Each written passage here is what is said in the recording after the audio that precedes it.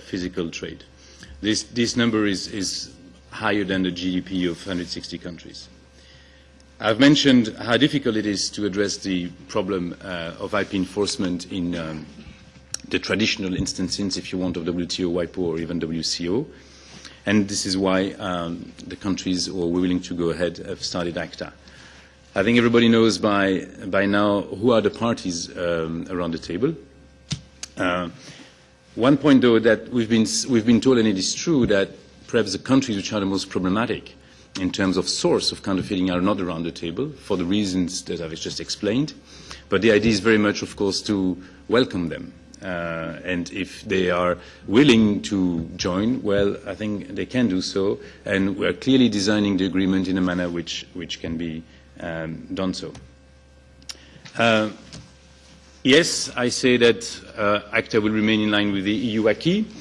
And I've heard Michael Geist saying that, well, it's not possible because the acquis is different from other countries' law, so perhaps it is a problem for other countries, but this is European Union, and I can understand that as a Canadian citizen you may be willing to lobby your government if you think your government has to change its laws, but for the EU this is very clearly the position, and we have a team in the negotiation which is, of course, including several commissioners, or a representative of several commissioners, several director generals, and I can guarantee you that this is the point that we're making is the one which is unanimously viewed, including by those who draft EU law, as fully respecting EU law. So clearly no three-strike rule. Now you've interestingly, very cleverly I must say, threaded on a thin line. You said, well, it's not really compulsory, but it's in a footnote. Well, is it compulsory or is it not compulsory? As a law professor, you will agree that either it is compulsory or it is not. If it is not compulsory, it is fine, because it is the case in Europe that the three-strike rule is not compulsory, and we're defending that. If other countries are willing to give examples or whatever, or that is not our problem, because this will not bind the ACTA partners. So, is there a three-strike rule in the negotiations? No. Has everyone asked for it? No. Would we agree to it? No. Change to ISP role and reliability. You've mentioned also in your part that there were substantive problems for that. Well, we do not see it. And again, this is the view, including of the services who draft EU law.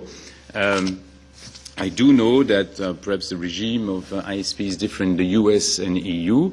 Although I do not think that the EU or the US are countries where Internet is particularly underdeveloped. Clearly here we will have no change of our European legislation. Same for respect of privacy data protection. We have read carefully, and we have replied in detail to the European Data Protection Supervisor report on these issues, and we have absolutely no problem with the issues which are raised, because, again, we do not change the law there. We do not change anything. We do not create this super, I don't know, customs border for IP, which I've been writing about sometimes. ACTA deals only about enforcement and no substantive IP provisions. I maintain that. You've given examples in your presentation to contradict that. Again, I can only comment about the EU position. You've mentioned statutory damages. We do not have that in the EU, therefore we will not accept them. You mentioned anti-circumvention devices. Here again, we will not go beyond our legislation.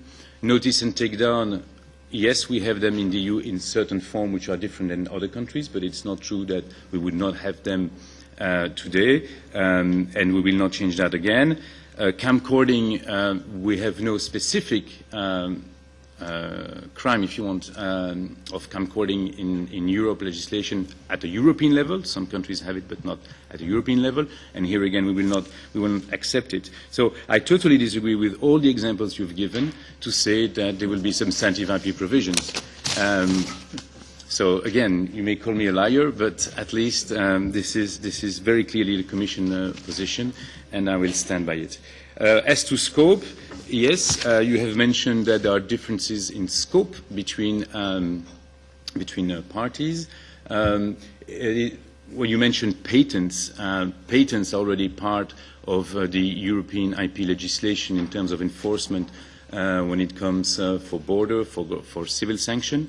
It is not the case for criminal sanction, and by the way, criminal sanctions are not negotiated by the Commission, are negotiated by the Presidency, and I greet my colleagues from the Spanish Presidency who are doing that. Since there is no criminalization of patent infringement in European law, we will not accept that, but I don't even think that anyone has proposed it.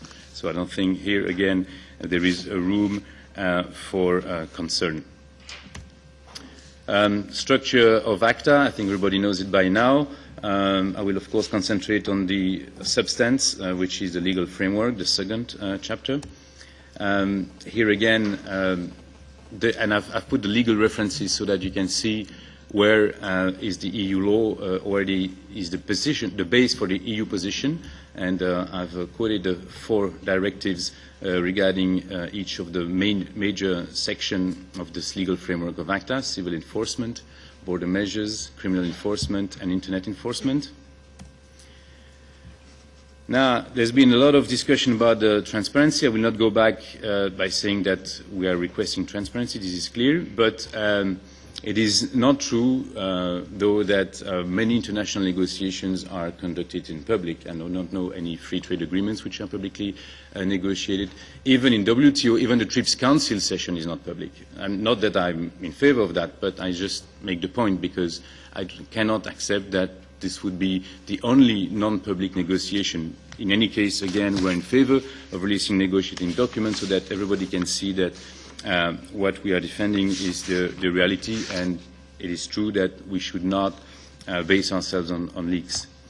As you know, the next round is in New Zealand from 12 to 16 April. I understand that you will be there anyway. You're most welcome for the civil society meeting, but this is the New Zealand government who's the host, so it's not up to me to invite you. We'll be very happy to continue discussions there or with any other stakeholders. And this will be the 8th round, and it will be the first round where we will discuss certain chapters which have not been discussed yet, particularly the anti-circumvention